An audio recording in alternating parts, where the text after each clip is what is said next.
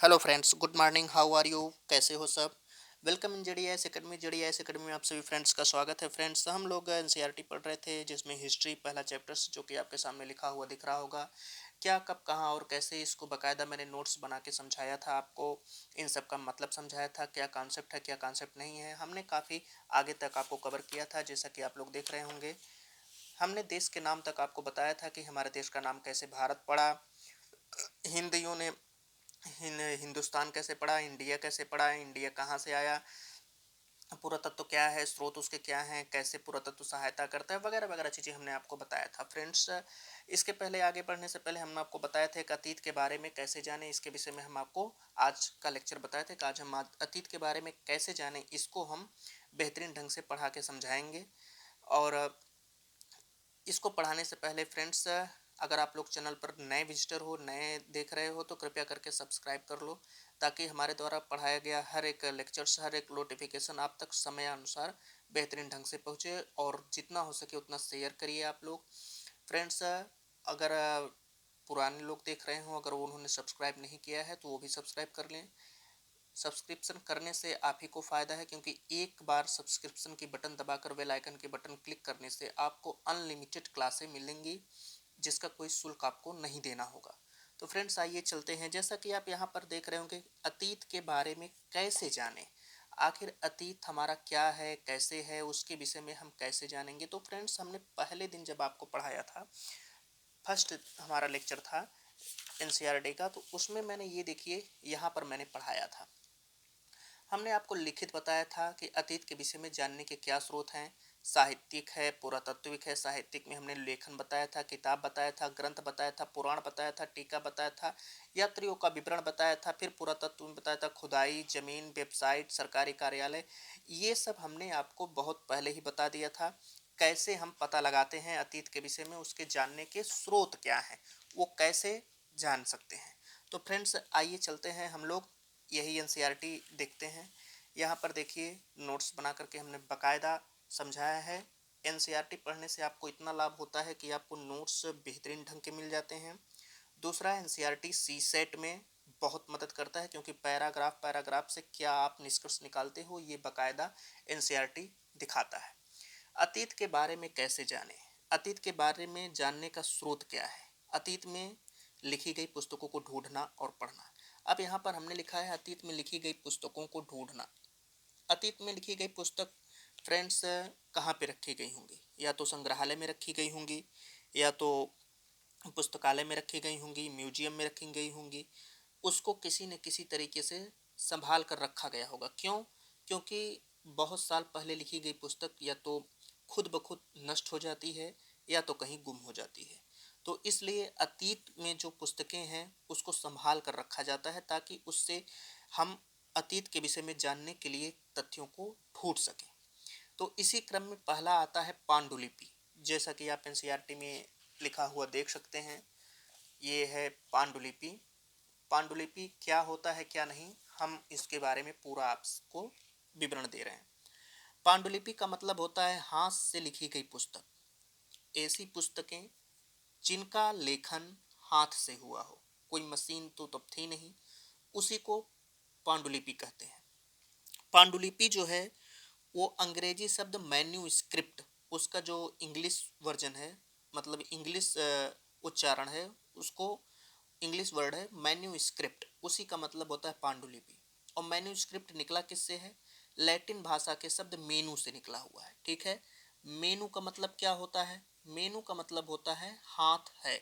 हाथ है का क्या मतलब हुआ? हाथ है का मतलब कि हाथ से लिखी गई लिपि, हाथ से लिखा गया स्रोत। तो हाथ से जो चीज लिखा गया होता है उसको क्या कहते हैं? पांडुलिपि। लेकिन तब के विषय में आज की तरह तो कागज थे नहीं, आज की तरह तो पेपर थे नहीं, तो ये लिखे किस पे जाते थे? जाहिर सी बात है, ताड़पत्र होंगे, या और जो वृक्ष, कुछ ऐसे वृक्ष होंगे जिनकी खाल उस तरह की बनाई जाती होगी, या वो नेचुरली रहते होंगे, क्योंकि आज तो हम देख नहीं सकते कि तब के ज़माने में क्या था, केवल एक अनुमान लगा सकते हैं। तो वो किस पे लिखे जाते थे? ताड़पत्र पर, अथवा हिमालय क्षेत्र में उगने वाला एक वृक्ष था जिसका नाम भुर्ज है। ठीक है। भुर्ज नामक वृक्ष पर उसकी खाल खींची जाती थी, मतलब छाल, खाल नहीं छाल, उसकी छाल निकाली जाती थी, उसको विशेष तरीके से तैयार किया जाता था और तैयार करके भोजपत्र बनाया जाता था ताकि उस पर लेखन किया जा सके।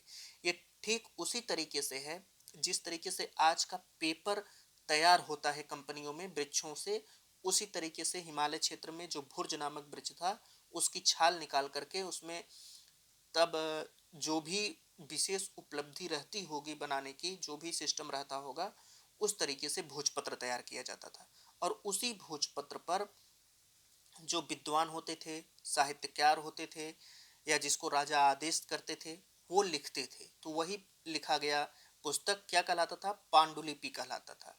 इसकी प्राप्ति कहाँ से होती थी? इसकी प्राप्ति फ्रेंड्स मंदिरों से अथवा बिहारों में होती थी। मंदिर अथवा बिहार, बिहार क्या होता है? बड़े आकार का होता है, उसमें रहने के लिए स्थान होता है, कई कमरे होते हैं, उसको एक अलग तरीके से बनाया जाता है। इसका विषय क्या होता था पांडुलिपि का?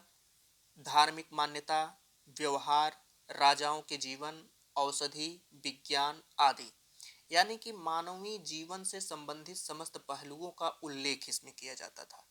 कोई राजा, अक्सर किसके विषय में लिखा जाएगा? जाहिर सी बात है आम जनमानस के विषय में तो लिखा नहीं जाएगा। लिखा किसके जाएगा? या तो समाज के विषय में कोई यात्री लिख रहा है, ठीक है ना, समाज के विषय में या तो लिखा जा रहा है, नहीं समाज के विषय में तो राजा रानी शासक के विषय में लिखा जाएगा, ठीक है। अधिकतर कैसे लेखन होता था? मैक्सिमम शासक शासक शासन या राजा रानी के विषय में, उनकी उपाधियों के विषय में लिखा जाता था। समाज के विषय में जब लिखा जाता था तो उसमें समस्त लोग आ जाते थे, मैक्सिमम आम लोगों का जीवन इसमें चित्रण होता था। और ये कौन लिखता था? जो यात्री होते थे या जिसको राजा आदेश देते थे, आम लोगों का जनजीवन भी इसमें आ जाता था।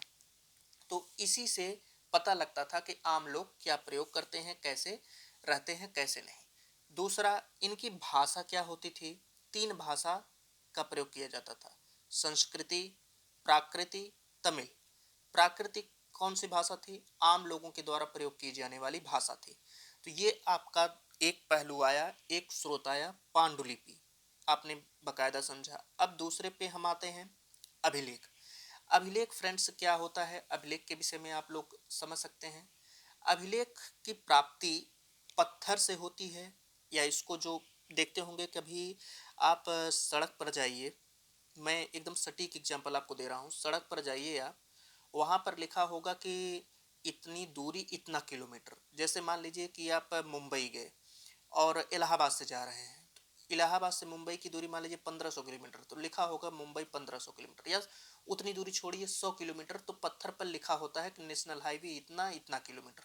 तो वह किसका बना होता है? पत्थरों का बना होता है। और पत्थर क्या होते हैं? जल्दी नष्ट नहीं होते। या तो पत्थरों का बना होता है या तो धातु जैसी कोई कठोर सतह पर उत्कीर्ण की जाती है। तो उसका प्रॉफिट क्या होता है, लाभ क्या होता है? वो जल्दी नष्ट नहीं होता, इसीलिए पत्थर और धातु की बनाई जाती है। ये किसके द्वारा उत्कीर्ण की जाती है? शासकों के द्वारा उत्कीर्ण की जाती है। और शासक करते क्या थे? अपने कार्यों का विवरण जनता तक पहुंचा सकें, इसीलिए बहुत दूर दूर तक अभिलेख गढ़वाए जाते थे। आप लोग आगे इसी चैप्टर्स में आएगा, मौर्य साम्राज्य में अशोक, उसका अभिलेख आप लोग दक्षिण भारत में और अफगानिस्तान वगैरह वगैरह में देख सकते हैं। जैसा कि आप यहाँ पर 2250 वर्ष पुराना एक अभिलेख है, अफगानिस्तान में कंधार नामक जगह से प्राप्त हुआ है। उसमें क्या है? अशोक के आदेश का उल्लेख है। अब आज तक वो पत्थर नष्ट नहीं हुआ और आगे पता नहीं कितने सालों तक नष्ट नहीं होगा। तो अभिलेख ऐसे ही वस्तुओं पर उत्कीर्ण किए जाते थे, जो पत्थर के हों, धातु जैसे कठोर सतह के हों।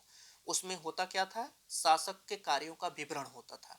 शासक, अच्छा एक प्रश्न इसमें और है कि शासक अपने कार्यों का विवरण करने के लिए आदेश भी तो दे सकते थे। ठीक है, इसका मैं एक्सप्लेन करता हूँ। तो जैसे बहुत दूर दूर तक, जैसे पाटलिपुत्र से शासन हो रहा है, अब पाटलिपुत्र से मैसूर तक का शासन, मैसूर तक की जनता को राजा के कार्यों को बताना है, उसका विवरण देना है, राजा क्या करता है, राजा का आदेश क्या है जनता के लिए, वो अभिलेख में उत्कीर्ण करवा दिया गया। अब मैसूर तक वो अभिलेख गढ़वा दिया गया। उससे जनता को क्या होगा, वहाँ का जो शासक होगा पढ़ करके बताएगा राजा के विषय में कि राजा ने यही आदेश दिया है, आपको ऐसे रहना है, इतना टैक्स देना है, चोरी नहीं करना है, हिंसा नहीं फैलाना है, वगैरह वगैरह जो कुछ भी आदेश होता था वो सब उसमें रहता था। तो इसीलिए अभिलेख के माध्यम से जहां तक अभिलेख गढ़ा होता था वहां तक राजा के शासन यानी शासक का साम्राज्य विस्तार, एक तरीके से कह सकते हैं कि शासक के साम्राज्य के विषय में बहुत बेहतरीन ढंग से पता लग जाता था कि यहाँ तक शासक का साम्राज्य है, यहाँ तक शासक के कार्यों का विवरण है, यहाँ तक शासन अपना कार्य कर रहा है। तो इस तरीके से अभिलेख बहुत दूर दूर तक गढ़वाए जाते थे। जहां तक जिस शासक का अभिलेख मिलता था उस अभिलेख पर उस शासक का नाम होता था, तो उससे पता लग जाता था कि यह शासक जो है यहाँ तक इसका शासन है, यहाँ तक इसका साम्राज्य है और इस तरीके का शासन है। तो इसीलिए अभिलेख को दूर दूर तक गढ़वाए जाते थे। ठीक है, अब समझ में आ गया होगा आपको कॉन्सेप्ट। दूसरा है कि जो अभिलेख पर लिखा जाता था, जिन शब्दावलियों का उपयोग किया जाता था, आपको पता है कि लिपि से भाषा का विकास होता है। कोई न कोई लिपि रहती है, जैसे देवनागरी लिपि, रोमन लिपि, वैसे एक लिपि थी यूनानी तथा अरामेइक लिपि। ये दो भिन्न लिपि का प्रयोग हुआ है जो अफगानिस्तान से अशोक का अभिलेख 2250 वर्ष पुराना प्राप्त हुआ है। और अब लिपि क्या होती है, यह अक्षर तथा संकेतों से बनी हुई होती है। तो यह दो स्रोत आपने देखा कौन कौन से, एक आपने देखा पांडुलिपि और दूसरा आपने देखा अभिलेख। अब तीसरा हम आते हैं पुरातत्वविद के विषय में। पुरातत्वविद क्या होता है? पुरातत्वविद कहते किसे हैं? हमने पहले भी बताया था, अतीत में बनी और प्रयोग में लाई जाने वाली वस्तुओं का प्रयोग करके या अध्ययन करके उसको बताने वाला व्यक्ति, उसको बताने या उसकी व्याख्या करने वाला पुरातत्वविद कहलाता है। अब अतीत में कौन सी वस्तुएं बनी हैं? आज से 20 लाख साल पहले, 40 लाख साल पहले, करोड़ों वर्ष पहले जिन जिन वस्तुओं का अध्ययन होता था वो वस्तुएं कहाँ पर हैं? जमीन में गड़ी हुई मिली हैं। तो जब जमीन के अंदर हैं तो उसको खुदाई करके उसको क्या करता है, जब वो वस्तुएं कहाँ पर हैं? जमीन के अंदर हैं। अब आप यहाँ पर मैं चित्र बना के दिखा रहा हूँ। पुरातत्व करता क्या है, जैसे ही मान लीजिए ये वस्तु है कोई, अब ये वस्तु आज से 20 लाख साल पहले यहाँ पर दबी थी। अब इस वस्तु को पुरातत्व क्या करता है? खुदाई करता है पुरातत्वविद। ठीक है, खुदाई करता है पुरातत्वविद। पुरातत्वविद क्या किया? खुदाई किया। खुदाई करके इसको साफ सफाई करता है और इस तरीके से साफ सफाई होती है कि इस पर जो अक्षर वगैरह हैं वो नष्ट ना हो। इसकी जो संपत्ति है, संपत्ति का मतलब इसके अंदर जो भी सामग्री है वो नष्ट ना हो। साफ सफाई करके इसकी तिथि निकाली जाती है रेडियो कार्बन विधि से। फिर उसके बारे में पूरी की पूरी व्याख्या किया जाता है कि यह किस लिए है, इसका प्रयोग कैसे होता था, यह क्या है। यह पुरातत्वविद का कार्य है। तो पुरातत्वविद ऐसे ही प्रयोग करता है और ऐसे ही वस्तुओं को खुदाई करके हम लोगों के सामने रखता है। पुरातत्वविद क्या क्या प्रयोग करता है? पत्थर और ईंट से बनी इमारतों के अवशेष जो आज जमीन के अंदर लाखों वर्ष पहले साम्राज्य रहते थे वो दब गए हैं, अभी भी वो नष्ट हुए नहीं हैं। तो पत्थर और ईंट से बनते थे, लकड़ी से भी बनते थे, लेकिन लकड़ी में क्या लगता है, विभिन्न प्रकार के कीटाणु दीमक वगैरह लग करके नष्ट कर दिए जाते हैं उनके द्वारा, या जल करके नष्ट हो जाते हैं, सड़ जाते हैं, गल जाते हैं। इसीलिए लकड़ी के जो अवशेष हैं वो ज़्यादा नहीं प्राप्त हैं। लेकिन पत्थर और ईंट में ऐसा नहीं है। इनका जो निष्पादन होता है अर्थात इनका जो क्षरण होता है बहुत बहुत धीमी गति से होता है, इसलिए ये बहुत दीर्घकाल तक बने रहते हैं। इसीलिए पत्थर और ईंट से बनी इमारतों के अवशेष को पुरातत्वविद प्रयोग करता है। चित्र, पत्थर और ईंट पर जो चित्र बने होते हैं वे आज तक जिंदा हैं। तब के जमाने में जो मूर्तियां बनी हुई हैं उनका अध्ययन करता है। औजार, हथियार, बर्तन, आभूषण, सिक्के, इन सब की प्राप्ति के लिए पुरातत्वविद क्या करता है? जमीन के अंदर खुदाई करता है। आपने अभी अभी देखा चित्र में, हमने आपको बताया कि अगर वस्तु में ये सब आ गया, जो ये खुदाई है, यहाँ पर औजार भी आ गया, हथियार भी, आभूषण भी, ठीक है, और सिक्के भी। आप लोगों ने पूरा पूरा पढ़ा होगा, सिक्के वगैरह मौर्यकालीन, आहत सिक्के, गुप्तकालीन सिक्के, सब के सब आ गए। और उन सिक्कों पर क्या होता है, उन सिक्कों से हमको बहुत बेहतरीन जानकारी मिलती है, वो हमारे इतिहास के पुनर्निर्माण में सहायक होते हैं। कैसे? क्योंकि इन सिक्कों पर राजा रानी का नाम लिखा होता है, शासकों का नाम लिखा होता है, राजा का नाम लिखा होता है। ठीक है, जो शासक होता है उसका नाम होता है, तो इससे पता चल जाता है शासक का नाम होता है, उसका काल लिखा होता है, उस पर कुछ और उपाधि अंकित की जाती है, उससे पूरा का पूरा पता लग जाता है कि कौन सा शासक था, उसकी उपाधि क्या थी, उसका नाम क्या था, कौन से सन में था। ये बहुत इंपॉर्टेंट है सिक्के जो है पुरातत्व के लिए और इतिहास के पुनर्निर्माण के लिए। फिर आभूषण, बर्तन, हथियार, ये सब भी उतना ही इम्पॉर्टेंट है। जो वस्तुएं मिलती हैं या तो वो पक्की मिट्टी की होती हैं, पत्थर की होती हैं, धातु की होती हैं, अन्य की होती हैं जो जल्दी नष्ट नहीं होती। तो इन सबसे पुरातत्व क्या पता लगाता है, लोग क्या क्या करते थे, क्या क्या क्या प्रयोग करते थे, कैसे रहते थे, जनजीवन कैसे था, उनका रहन सहन कैसा था, खान पान कैसा था, खान पान के विषय में कैसे पता लगता है, जानवर, चिड़िया, मछली, हड्डियों की जो जो लोग क्या होता था पुरातत्व में कि आज से 10 लाख जब तक अग्नि का आविष्कार नहीं हुआ था, लोग क्या करते थे, कच्चा मांस का सेवन करते थे। जब कच्चा मांस खाते थे तो हड्डी वगैरह वैसे फेंक देते थे, तो वो हड्डी जल्दी तो गलती नहीं है, वो वैसे आज भी पड़ी हुई है थोड़ा बहुत क्षरण के साथ। तो उसको जब जीवाश्म विभाग पता लगाता है यानी जूलॉजिकल डिपार्टमेंट, तो वो जूलॉजिकल डिपार्टमेंट और पुरातत्व मिल करके किस जानवर की हड्डी है उसका पता लग जाता है। तो उसका पता लगने के बाद वहां पर लोगों के खान पान के विषय में पता लग जाता है कि लोग अपने आहार में कौन सी वस्तुओं का प्रयोग करते थे, तो इससे ये पता लग जाता है। तो यानी कहने का मतलब क्या है कि पुरातत्वविद जमीन के अंदर से वस्तुओं को निकाल करके हमारे सामने, जनता के सामने, देश के सामने, उस देश में मानवीय सभ्यता कैसे थी ये रखता है। ये बहुत इंपॉर्टेंट है हमारे पूर्वज कैसे थे, और उसके लिए इन सब का प्रयोग करता है। फिर आता है आपका टॉपिक इतिहासकार किसे कहते हैं। इतिहासकार का फ्रेंड्स मतलब होता है जो अतीत का अध्ययन करे, अतीत का अध्ययन करके सामग्रियों का विश्लेषण करने वाला, उसकी सच्चाई को बताने वाला इतिहासकार कहलाता है। ठीक है, और उसके लिए वो स्रोत कौन कौन से उपयोग करता है, पांडुलिपि, अभिलेख, अन्य अन्य में जैसे सिक्के, बर्तन, पृथ्वी के नीचे दबी हुई हर वस्तु। प्रयोग कहाँ कहाँ पे करता है, ये जो स्रोत मिलते हैं उसका प्रयोग दो जगहों पे होता है। स्रोतों की सहायता से हम धीरे धीरे अतीत का पुनर्निर्माण करते जाते हैं। जैसे जैसे हमको स्रोत मिलते हैं वैसे वैसे हमारा अतीत का जो विज्ञान है, अतीत का जो ज्ञान है, वो बेहद स्ट्रांग होता जाता है। उसमें जो कमियां रहती हैं वो सब दूर हो जाती हैं, जो गलत फहमियां रहती हैं वो दूर हो जाती हैं, समस्त सच्चाई बाहर आ जाती है। ये कैसे कैसे होता है, स्रोतों की ही सहायता से होता है। इसका प्रयोग हम अतीत की वास्तविकता को जानने के लिए करते हैं, हमारा अतीत कैसा था वास्तव में, उसका उसका प्रयोग किया जाता है अतीत अतीत को जानने के लिए। फ्रेंड्स यहाँ पर जैसे अभी हम आपको बता रहे थे जो अशोक का अभिलेख मिला हुआ था, यहाँ पर देखिए इसी तरीके का अभिलेख है, ये आप देख रहे होंगे, आपके सामने रखा हुआ है पूरा फिगर। इसमें कुछ लिखा गया है लेकिन वो कौन सी लिपि में है, यूनानी और अरामेइक लिपि, अभी हमने जो बताया। ये 2250 वर्ष पुराना अभिलेख है और इसी अभिलेख का अध्ययन करने वाला पुरातत्वविद कहलाता है। अब इसमें जो लिखा गया है सम्राट अशोक का आदेश है। ठीक है, फिर आप यहाँ पर आप देखेंगे, ये देखिए वो तो एक अभिलेख था, ये क्या है, यहाँ पर भी आप लिखा हुआ देख रहे हैं, ये पांडुलिपि है। किससे तैयार हुआ है, भुर्ज नामक वृक्ष से। ठीक है, अब इसके विषय में फ्रेंड्स हम आगे बढ़ते हैं। जैसे यहाँ पर आपने देखा कि अभी हमने आपको अतीत में बनी वस्तुओं का प्रयोग के विषय में बताया।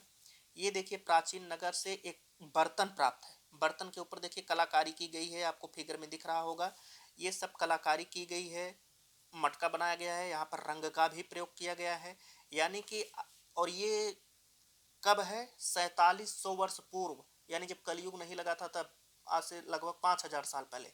यहाँ पर 4700 वर्ष पूर्व ये चांदी का सिक्का, ये जो है देखिए ये चांदी का सिक्का है ये, और बाएं तरफ ये मटकी है, पात्र है, इसमें वस्तुएं अनाज वगैरह रखा जाता था।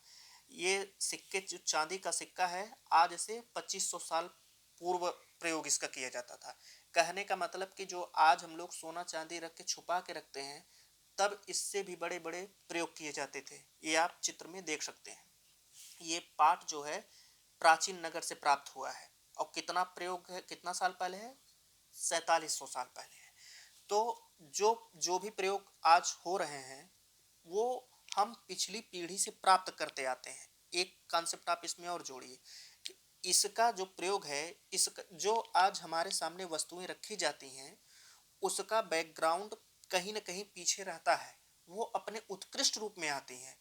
इसी तरीके से जो वस्तुएं आज प्रयोग की जाती हैं, ज़ाहिर-सी बात है वो आज से 10,000 साल बाद या 5,000 साल बाद वो अपने और उत्कृष्ट रूप में आएँगी। तो इस तरीके से पीढ़ी दर पीढ़ी रूपांतरण होता रहता है और पुरातत्व क्या करता है? इसी का अध्ययन करता है। ठीक? अब यहाँ पर क्या है?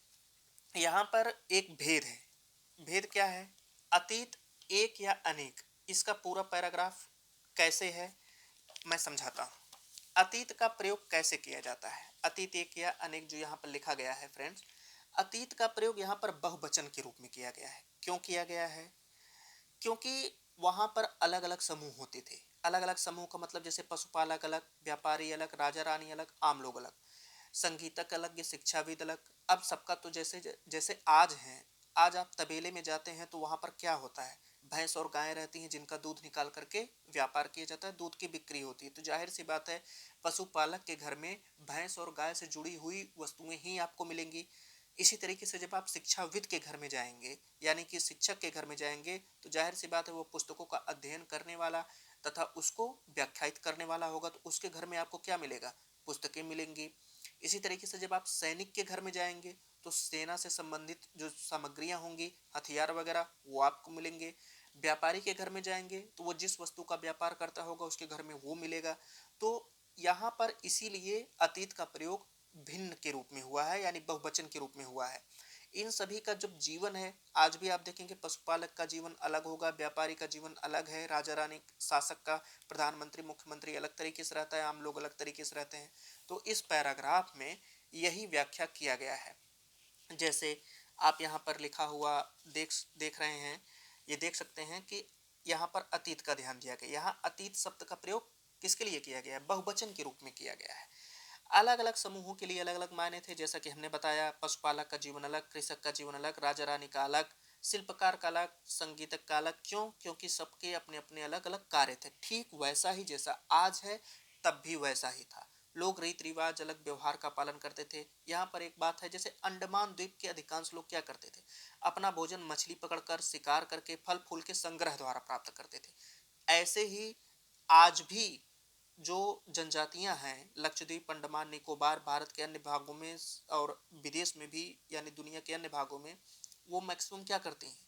मछली पकड़ती हैं, गैदरिंग करती हैं, फल फूल का संग्रह करती हैं, जंगलों में रहती हैं। लेकिन इसके विपरीत जो शहर में रहते हैं वो खाद्यान्न के लिए कहाँ पर निर्भर है? कृषक पर निर्भर है। खाद शहरों में रहने वाली जो जनसंख्या है, लोग बड़े गुमान करते हैं हम तो शहर में रहते हैं, लेकिन अगर एक दिन, केवल और केवल एक दिन के लिए बाधक हो जाए सारी सामग्री, तो शहर का सारा नक्शा निकल जाएगा, बदल जाएगा खुद ब खुद। तो शहरों में कहाँ से क्या होता है? खाद्य आपूर्ति कहाँ कहाँ से होती है? ग्रामीण क्षेत्रों से। तो ग्रामीण क्षेत्र के लोग अन्न कहाँ पर बेचते हैं? शहरों में वही आता है। सब्जी वगैरह सब शहरों में आता है, दूध वगैरह सब शहरों में।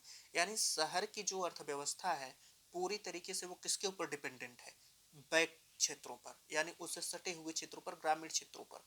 तो इस तरीके से हर कोई अन्य व्यक्तियों पर, जैसे ये है लिखा गया है, विपरीत शहरों में रहने वाले लोग खाद्य आपूर्ति के लिए अन्य व्यक्तियों पर निर्भर करते हैं। तो ये एक विभेद है। विभेद इसमें क्या है? यही विभेद है कि पशुपालक का जीवन अलग और शासक का जीवन अलग, व्यापारी का जीवन अलग, संगीतक का जीवन अलग, शिक्षाविद का जीवन अलग। तो इस तरीके से अपना अपना भेद है। इसमें एक अन्य और क्या है? जो शासक रहता था, यानी कि जो सम्राट होता था, उसकी विजयों का, यानी उसके कार्यों का लेखा जोखा लोग करते थे। उसके विजयों का उल्लेख उसके अभिलेखों में होता था, ग्रंथों में होता था, यात्रियों के विवरण में होता था। तो वो क्या होता था? लोग उसके विषय में बहुत कुछ जानते थे, उसके विषय में बहुत कुछ जानने जानने लगते थे। जो आम जनमानस था वो सब कुछ जानता था शासक के विषय में, हमारा शासक कौन है, वो कैसे रहता है। जबकि शिकारी, मछुआरे, संग्राहक, कृषक, पशुपालक, इनका जो जीवन था, ये तो क्या करते थे? अपने साथ साथ अपने कार्यों का लेखा जोखा नहीं कर रखते थे, इनका कोई वही नहीं था, ये क्यों करेंगे। और पहली चीज, इनके पास इतना समय नहीं रहता था। दूसरी चीज, ये स्वतंत्र नहीं थे। स्वतंत्रता का मतलब जैसे आज लोकतंत्र है, तब निरंकुश शासन था। ये उतना ही कर पाते थे जितना इनको शासन आदेश देता था, इससे ज्यादा कुछ नहीं। ये इनका जो जीवन था वो कहाँ से प्राप्त होता है, इनके जीवन का विवरण यात्रियों के विवरण से प्राप्त होता है। आम जनमानस का जो जीवन है वो जो विदेशी आते थे, जो ग्रंथों में लिखा जाता था, राजा जो समाज का सचित्र करता था, उससे प्राप्त होता है। लेकिन इसमें एक डिफरेंस और है, कोई भी शासक क्यों चाहेगा कि हमारे समाज का चित्रण गरीबी में किया जाए। इसीलिए कभी कभी आप जो दरबारी कवि देखेंगे, दरबारी कवि का उल्लेख जैसे होते हैं, उसमें समुद्रगुप्त की दरबारी कवि जो हर्षेण है, वहां पर अभी आगे आप चैप्टर में पढ़ेंगे, तो वो क्या करता था, चाटुकार होते थे, शासक के बारे में बढ़ चढ़ कर बताते थे। लेकिन इतिहासकार का कार्य क्या है, एकदम सच्चाई को तराश करके बाहर निकालना, जो वास्तविकता है उसको बाहर निकालना। आम जनजीवन कैसा है, अगर बढ़ा चढ़ा करके बातें लिखी गई हैं तो स्पष्ट हो जाता है कि बढ़ा चढ़ा करके बातें लिखी गई हैं। उसको दूसरे ग्रंथों से देखता है, अभिलेखों से देखता है। साहित्य में अगर बढ़ा चढ़ा करके बात लिखी गई है तो जाहिर सी बात है, सिक्के भी खुदाई से सोने के मिलेंगे, चांदी के मिलेंगे। साम्राज्य अमीर होगा, अमीर का मतलब समृद्ध होगा, तो व्यापार दूर दूर तक होगा, तो उसके संबंध में और बातें निकल करके आएंगी, फिर विवरण होगा। यानी कि दोनों के दोनों आपस में जुड़े हुए हैं। अगर कहीं पर बढ़ा के लिखा जाता है तो पुरातत्व तो क्या होता है, उसकी जीवटता को निकाल देता है, सच्चाई को बाहर कर देता है। इसलिए ये सब जो बातें हैं, पुरातत्व भी सहायता करता है, साहित्य भी सहायता करता है।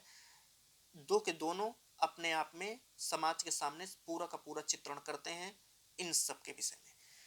इसके अलावा फ्रेंड्स,